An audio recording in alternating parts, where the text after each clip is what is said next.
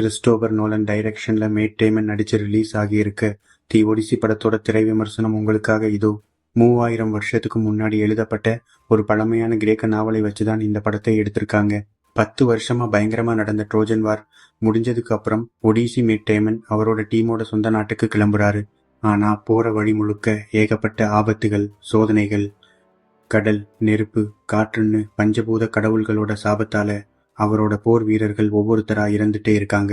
ஒரு கரை ஒதுங்கும் போதும் புதுசு புதுசா வில்லன்கள் வராங்க. மாமிசம் சாப்பிடுற கடலின் மகன், 20 அடி உயர ராட்சத வீரர்கள், மனிதர்களை மிருகமா மாத்துற சூனியக்காரி சூசன்னு அட்வென்ச்சர்ஸ் போயிட்டு இருக்கு. இன்னொரு பக்கம் ஒடிசி நாட்டுல மன்னன் இனி வரவே மாட்டான்னு நினைச்சு அவரோட அரியணையை பிடிக்க ஒரு பெரிய கூட்டமே போட்டி போடுது. ஆனா அவரோட மனைவியும் மகனும் அவர் கண்டிப்பா வருவாருன்னு காத்துட்டு இருக்காங்க. கடைசியில எல்லா தடைகளையும் தாண்டி ஒடிசி தன் நாட்டை அடைஞ்சாரா இல்லையாங்கிறது தான் மீதி கதை. படத்தோட plus points: Nolan style magic.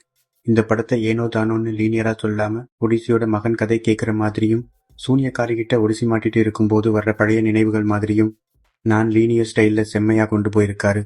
Mat டேமனின் mass நடிப்பு, Odissi கேரக்டராகவே வாழ்ந்திருக்காரு.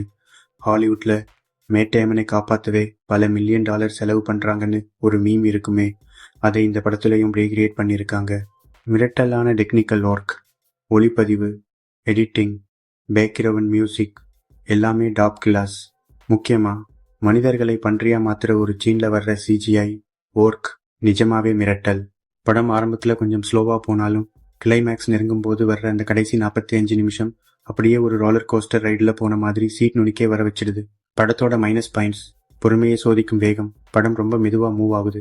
TRAI, Lord of the Rings மாதிரி ஆரம்பத்துல இருந்தே பரபரப்பான கமர்ஷியல் வார் மூவியா இருக்கும்னு எதிர்பார்த்து போறவங்களுக்கு கொஞ்சம் பொறுமை வேணும். படம் ரிலீஸ்க்கு முன்னாடி கிரேக்க நடிகர்கள் யாரும் இல்லை. ஹெலன், அக்கிலிஸ் கேரக்டர் செலக்ஷன் சரியில்லைன்னு ஏகப்பட்ட எதிர்ப்பு இருந்தது. ஆனா நோலன் அவரோட மேக்கிங் மூலமா அதுக்கெல்லாம் பதிலடி கொடுத்திருக்காரு.